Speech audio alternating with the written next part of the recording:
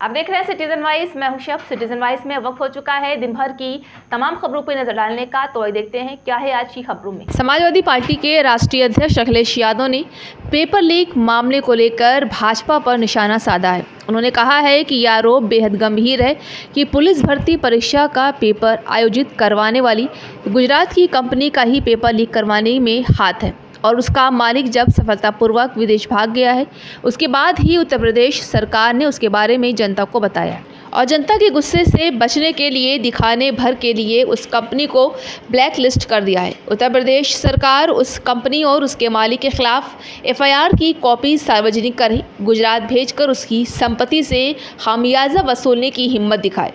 बता दें कि सपा मुखिया अखिलेश यादव ने आगे कहा है कि उत्तर प्रदेश में काम करवाने वाली हर कंपनी के इतिहास और उसकी सत्यनिष्ठा गुणवत्ता की जांच की जाए। जब बेईमान और कलंकित कंपनियों को काम दिया जाए तो जनता को समझ लेना चाहिए कि इसमें काम देने वाले उत्तर प्रदेश सरकार के उस मंत्रालय और उसके विभाग ने लोगों की भी हिस्सेदारी है, मतलब भ्रष्टाचार की साझेदारी है। अखिलेश यादव ने अपनी मांग रखते हुए कहा है कि हम मांग करते हैं कि उत्तर प्रदेश में काम कर रही एक काम करने की इच्छुक हर बाहरी कंपनी की गहन जांच हो और सब कुछ सही पाए जाने पर ही काम किया जाए। ऐसा नहीं करने पर जब काम गलत होता है तो उससे उत्तर प्रदेश की छवि को ठेस पहुंचती है और प्रदेश के पैसे की बर्बादी भी होती है। सपा मुखिया ने बुलडोजर कार्रवाई पर सवाल उठाते हुए कहा है कि उत्तर प्रदेश के आक्रोशित युवा पूछ रहे हैं कि यूपी के बुलडोजर के पास बाहर के राज्यों में जाने का लाइसेंस और साहस है क्या, और ये भी कि जिस मंत्रालय के तहत पुलिस भर्ती परीक्षा हुई थी उसके मंत्री और अधिकारियों की तरफ बुलडोजर मुड़ता भी है या नहीं। यूपी की जनता ये भी याद रखे कि ये वो भाजपा सरकार है जो कल तक ठेके और पुलिस रखने का फरमान निकाल रही थी। आरओ की नौकरियों को लेकर के वो धरने पे बैठे थे, वो री एग्जाम की मांग कर रहे थे। उन्होंने प्रशासन ने, सरकार ने दबाव बनाया, लेकिन मैं बधाई देता हूँ छात्र नौजवानों को जिन्होंने री एग्जाम कराकर ही अपना आंदोलन खत्म किया है। ये कैसी सरकार है जिसमें हर पेपर लीक हो रहा है? ये पेपर लीक नहीं हो रहा है, ये सरकार जानबूझ करके लीक कर रही है। सरकार की नीयत नहीं है नौकरी देने की, नीयत नहीं है नौजवानों का भविष्य बेहतर हो, इसीलिए पेपर लीक हो रहे हैं। ये लीक जो कर रही है सरकार पेपर, इनके वोट लीक हो रहे हैं। जो मैंने गणित समझाया, 60 लाख बच्चों का जो परीक्षा छूट गई, जिनका एग्जाम हो करके पेपर लीक के कारण दोबारा उन्हें लिखना पड़ेगा। 60 लाख गुणा 3 अगर हम सदस्य परिवार के माने तो 1 करोड़ 80 लाख लोग होते हैं, और 1 करोड़ 80 लाख अगर हम भाग दे दें 80 लोकसभाओं से तो हर लोकसभा में 2,25,000 वोट लीक हो गया है भारतीय जनता पार्टी का। उत्तर प्रदेश में सफाया होने जा रहा है भारतीय जनता पार्टी का। प्रत्याशी कब तक घोषित करेंगे आप? बसपा के साथ गठबंधन की बात चल रही क्या? प्रत्याशी बहुत जल्दी घोषित हो जाएंगे और चुनाव की तारीख आते आते जनता भारतीय जनता पार्टी को हराने के लिए तैयार मिलेगी। क्या बसपा के साथ भी गठबंधन हो रहा है क्या? गठबंधन बहुत हो चुके हैं, अब मैदान में लड़ाई में जा रहे हैं। लेकिन आप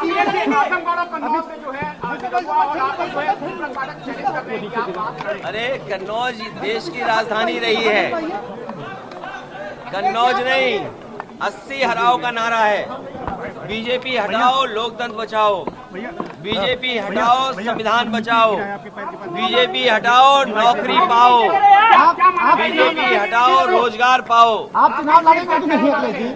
ये चुनाव में लड़ाई जाता है। चुनाव इसीलिए आते हैं कि लोग लड़े चुनाव। आप कहाँ से लड़ेंगे? कहाँ से लड़ेंगे चुनाव?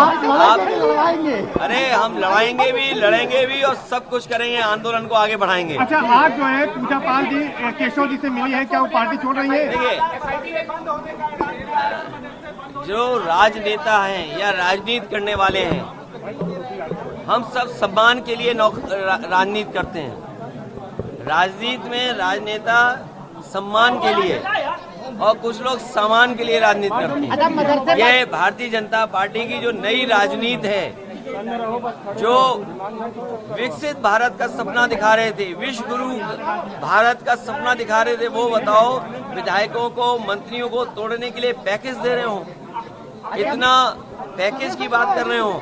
लोकतंत्र बचाने के लिए इंडिया गठबंधन एनडीए परिवार को जिताएं, यही आह्वान समाजवादियों की तरफ से। मदरसे बंद हो रहे हैं, मदरसे बंद किए जा रहे हैं, इस पर क्या कहेंगे? 1300 मदरसे बंद करने की बात हो रही है। बंद किए जा रहे हैं। देखिए, हमारे उत्तर प्रदेश में और देश में ये आजादी थी कि संस्कृत पढ़ाई जाए, मदरसों में पढ़ाई उनके हिसाब से की जाए। मदरसा बोर्ड है और जिन परिस्थितियों में संस्कृत बोर्ड बना होगा, संस्कृत विद्यालय बने होंगे, ये केवल मदरसे बंद नहीं कर रहे हैं, ये संस्कृत के विद्यालय भी बंद कर रहे हैं। जो सुविधाएं नेताजी ने, समाजवादियों ने संस्कृत के शिक्षकों के लिए, गुरुओं के लिए या संस्कृत की संस्थाओं के लिए दिया था, उसको भी छीन रहे हैं।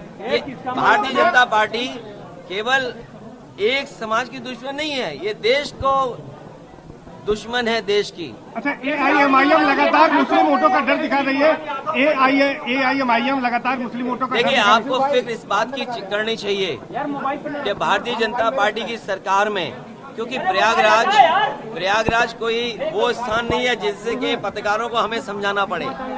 यहाँ के बहुत जागरूक पत्रकार हैं। सोचो, चीन की सीमा पर रिजांगला थी, रिजांगला हमारे जवानों के स्मारक बना हुआ था, चीन ने वो तोड़ दिया कि नहीं तोड़ दिया? भारतीय जनता पार्टी के पास क्या जवाब है इसका?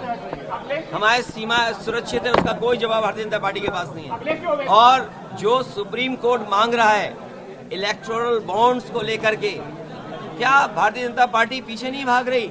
और आपको ये विचार करना चाहिए, जब सुप्रीम कोर्ट ये कह रहा है कि इलेक्टोरल बॉन्ड्स जिन लोगों ने दिए उसकी सूची दे दो।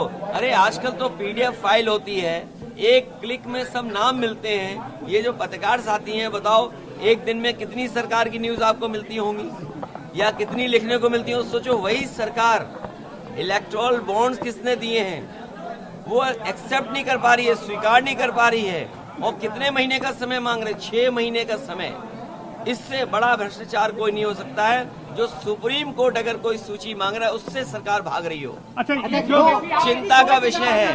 2 वरिष्ठ नेता आपके संस्थापक सदस्य भी यहाँ के नाराज चल रहे हैं, उनके नाराज नहीं है, हम उनसे बात कर लेंगे, उनके साथ बैठ करके चाय पियेंगे तो मामला ठीक होगा। आज मिलने का इरादा है क्या उनसे? आज नहीं मिलेंगे, उनसे मिलने के लिए स्पेशल मैं फिर आऊंगा। तुम क्या बातें करते हो? तुम्हारी गंगा गंदी है, तुम इधर उधर की बातें कर रहे हो। अभी मैं नोएडा से होकर के आया हूँ, हिंडन काली हो गई है, हिंडन नदी काली है।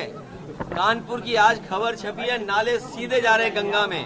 और आप इलाहाबाद प्रयागराज के लोग हैं, आप भी जानते हो कितने नाले जा रहे हैं सीधे गंगा में। अच्छा, मोहन यादव जी प्रचार कर रहे हैं, आजमगढ़ भी गए, लखनऊ में उन्होंने यादव महाकुंभ किया, कितना डेंट मारेंगे आपकी पार्टी को? देखिए, ये बीजेपी की पुरानी ट्रिक है, ये बीजेपी की चाल उन्हें उल्टी पड़ेगी। और तब सोचिए मुख्यमंत्री जी क्या कहते हैं सैफई जा करके। आपको जानकारी होनी चाहिए, जिस मेडिकल कॉलेज में 500 बेड सुपर स्पेशलिटी हॉस्पिटल उन्होंने उद्घाटन किया, उसमें दीवार के अलावा कुछ नहीं है, केवल दीवारें हैं, छत है, कोई अस्पताल नहीं है। सोचिए, प्रदेश के मुख्यमंत्री सैफई हमारे गांव में जाएं और जो मेडिकल कॉलेज का 500 बेड सुपर स्पेशलिटी का उसमें कुछ हो ही ना। इतना दुर्भाग्य है 7 साल में। और फिर क्या कहते हैं, वहाँ पर न जाने कैसी जगह थी। अरे उन्हें सोचना चाहिए सरकार किसकी थी उस समय। अरे तुम घबराओ मत, तुम्हारी गंगा साफ करने के लिए किस किस ने कसम नहीं खाई थी। और गंगा गए, सोचिए आप गंगा के पानी को हम कितना पवित्र मानते हैं, गंगा जल को पवित्र मानते हैं। और सोचिए ये क्या बातें कर रहे हैं, जिन्होंने गंगा ना साफ की हो उनसे कोई उम्मीद नहीं कर सकते।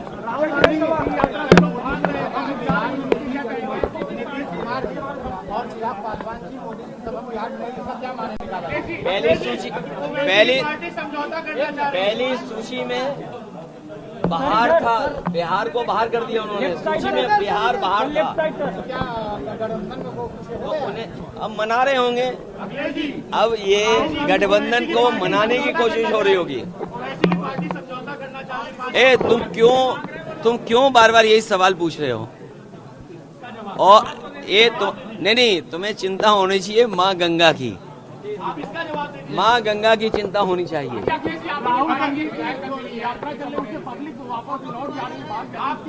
नहीं, वो वोट डालने के लिए जा रही है।